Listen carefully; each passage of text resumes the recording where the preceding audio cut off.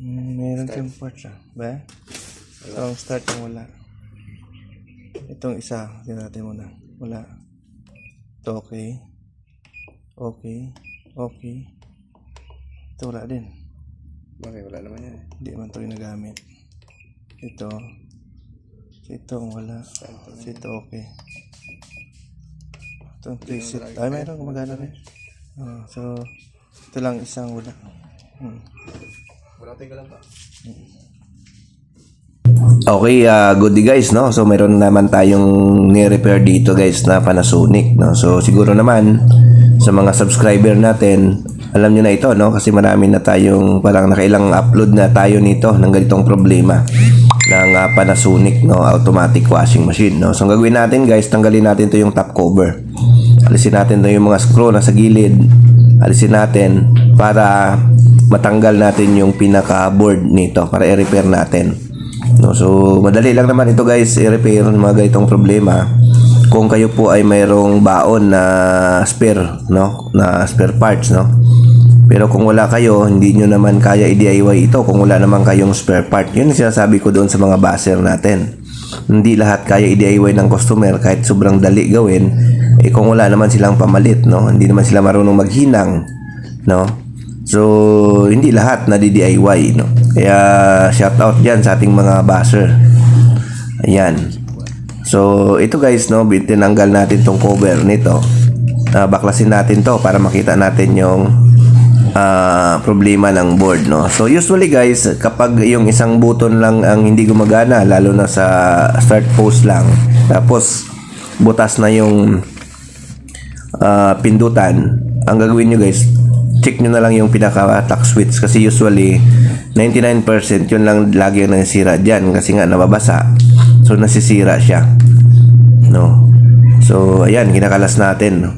So ayan, so sa mga datihan na, no, mga dati nang nakapanood sa mga vlog natin, so alam na nila ito, no. Ito ay para sa mga baguhan, yung bago pa lang dito sa ating YouTube channel na baka hindi nyo pa napanood yung mga ganitong problema ng washing machine, no.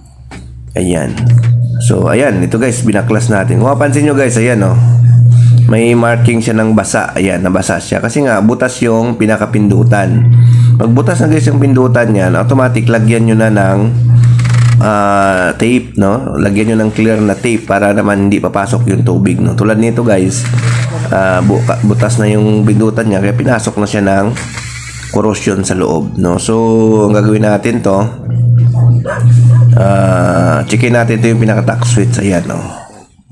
Ayan, so ito mayroon yung isa. Ayan, wala yung isa guys, wala, no. Yung power kasi mayroon tapos yung start post ang wala. So ang gagawin natin dyan, papalitan natin yan, no.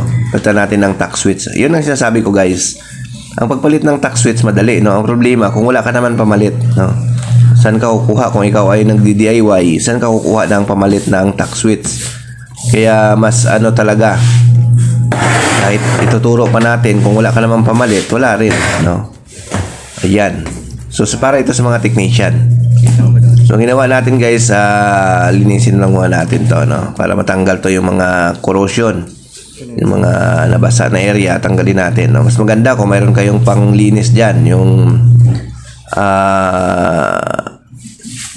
mayroong panglinis dyan guys sa mga board, no. So nakalimutan ko kung anong pangalan nun. Yan, sabihin ko na lang sa Next Blood. So yan, contact cleaner pala, no. Yan. So yun. So ito guys, no, alisin natin to yung tack switch na sira, palitan natin siya ng bago. Actually guys, yung mga tack switch na pinapalit natin dyan, galing lang din sa mga lumang board, no, kasi wala naman tayong mabibili niyan na ganyan lang bibilhin natin. So nakukuha yan sa mga lumang board, no. Kung mayroon kayong board ng mga Samsung, Wobble, yan, pwede dyan. Isa lang yan sukat yung tack switch dyan. Or yung mga lumang Panasonic na sira, no. Kaya usually yung mayroong ganito, yung mga technician, no, mayroon sila laging tack switch, no, kasi nga galing ito sa mga lumang board na mga kinakahoy, no. Pero hindi naman ibig sabihin na galing sa luma ay sira, no. So mga goods yan. Ayan, siyempre bago naman ikabit, itesting muna. Ayan. So sa mga gusto magpa-service sa amin, no, message lang po kayo sa aming Facebook page, Nurture Repair Shop. At sa mga gusto umorder ng parts, PM kayo sa aming Facebook na Nurture Vlog, na may mga parts din naman tayo sa mga gustong bumili. No, yun lang yung mga inverter lang guys ang medyo wala tayong parts, no, pagdating sa board, no, kasi dahil napakamahal ng inverter board ng washing machine, kaya hindi tayo nag-stock kasi baka mamaya masira lang, sayang, dahil limited po yung warranty ng mga inverter board guys. Pag kinuha natin yan sa supplier, halos 1 month warranty lang yan. Ngayon pag nag-stock tayo niyan ng mga inverter board, ang mangyari dyan, hindi natin na ikabit kaagad, ay naglalapse na doon sa warranty. So later on, kapag nagkaroon siya ng defect, wala, abuno tayo. Kaya walang may nag-stock yan guys sa mga inverter, bihira, no? Usually yan by order yung mga inverter board niyan. So ayan guys, pinalitan na natin, testingin na natin to. Ayan, yan on, start, ayan, so working na. So yun lang, naging problema guys yung tack switch nya, no? So dito, no, dahil hindi naman alam ng customer natin i-DIY ito, pinaservice sa atin, no? Ayan, okay guys, thank you, bye bye.